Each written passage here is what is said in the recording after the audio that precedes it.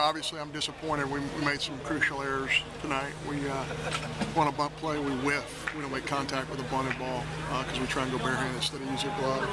We have some guys who are trying to do too much.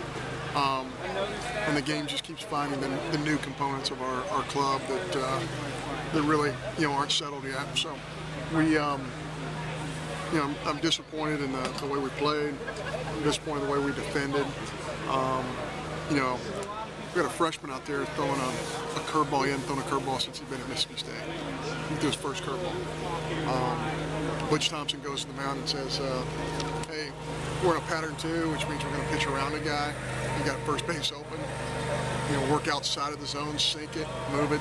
Do not throw a breaking ball. When he throws a curveball, it leaves a yard. So I think that's pretty much the story of the night. You got a freshman who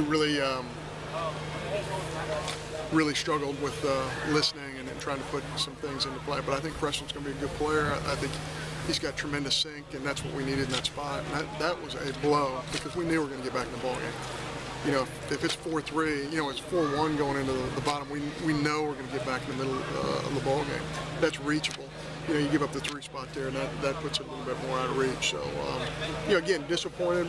We'll learn from that, and we're really through this first weekend evaluating who can deal with pressure situations and who can't. And the guys who can't, we don't need to put them in those situations because we have too deep a pitching staff to have that happen. Is it frustrating, John, in the sense that, I know you went out and told Jacob, or the game plan was with Jacob was don't let cats beat you yesterday, and then you do it again in the 9th inning. It just seems like the guys on the mound right now really aren't, taking the game plan. Yeah, I think the difference there is Jacob. There's no question. Jacob threw a changeup that left the yard, and that's his 3rd best pitch. Brown throws a pitch that he hasn't thrown since he's been in Mississippi State. So those are the things. And to be honest with you, those are some situations that are easily fixable. And it hurts now, but we learn, you evaluate, you find out who can deal with what situations, and you move on. The good news is we have some pretty good depth in some areas of the pitching staff to where, hopefully those things don't have to happen very often. What do you make of this, not getting the timely hits? I think you were at one point 0 for 8 with runners in scoring position. I don't know what you finished. Yeah, you look at the chart, we got a couple of line drives to center field. You hit some balls hard and they don't fall. The thing you're most disappointed in is 11 strikeouts, and that's the part that you just can't have at this level. You got to put balls in play. You got to make clubs make plays. We didn't do that. Are you concerned about 7, 8, 9 in the order, John? I think at one point they were 0 for 20 this weekend, and it just doesn't seem like anything's fallen for them at all. Well, and those are younger guys I know that are down there. I'm concerned about how the mound is, the surface out here, every blade of grass, the trash that's in the parking lot. There's not much I'm not concerned about. Absolutely. You're concerned about everything all the time. We're going to put some guys in the bottom of the order that can contribute. They haven't this weekend, but we feel good about having the right athletes. As soon as some guys get experience, we feel like they're going to be good players. You've got a guy tomorrow that had success against them in Baton Rouge, and you're counting on Kendall again. Yeah, Kendall pitched very well against him last year. We need him to get a ton of ground balls, and hopefully that's what he's going to do. One pitch to Mason, feel like you had pretty good command tonight? Oh, yes, sir. I was getting behind the counts a little bit later in the game, and that, I guess, caused me to come out a little early, which used our bullpen a little more than I'd like for it to have. But it's all right. What's the stuff about this lineup?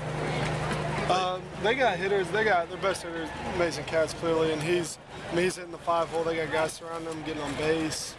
They got their contact guys, and they got, Jacoby Jones is, struggling right now, but clearly you can see what he did. He hit, I think, 2 doubles tonight. So, they got guys throughout their whole lineup, no matter who it is. Evan, what do you think you got to focus on to just get deeper in a ball game? Because I know that Butch thinks you guys, starters, have got to go deeper in a game. Yeah, I feel like I'm pitching pretty well. Or these past couple weeks I have. It's just 1 or 2 things, like, it's not going my way, and I feel like that's basically it. And I feel like, because if I feel like I can get out of inning like I did today, I could get it cruising and maybe eat up a couple more innings and pass it to the back end of the bullpen. Does everything like that, when you look at it post-game, when all your pitchers look at it, say, oh, yeah, there it is, that one thing? I mean, I kind of just say one thing, but I mean, just maybe like a one at bat where I'm getting behind instead of, or having a 2-0 swing instead of a 1-1 or something, just something simple like that. Maybe it caused me to get an inning or two deeper and just help us out just a little bit. You feel like the clubhouse right now is kind of like, look, we just can't get swept at home now. This is a big deal here. Yeah, I mean, I don't think we're stressed. I mean, we know we're a good ball club, and I mean, we just kind of got to, as older guys, we got to relay to the younger guys that, I mean, this is the SEC now. We're not playing our non-conference schedule. We got teams like this every weekend. It's going to be a struggle. You can get swept if you're back on your heels. So you just got to fight every single day, no matter who you're playing. I was seeing it pretty good. I've had pretty good luck against these, but I mean, he's a great pitcher, no doubt. A guy that likes to pound the zone a lot, and he's got a good slider. And I just kind of sat fastball, and you know, it kind of got me a couple times on the slider, but stayed back enough to put a couple in play. Just the bad luck that every time you got a hit and nobody was on base ahead of you, they always had you leading off or second inning.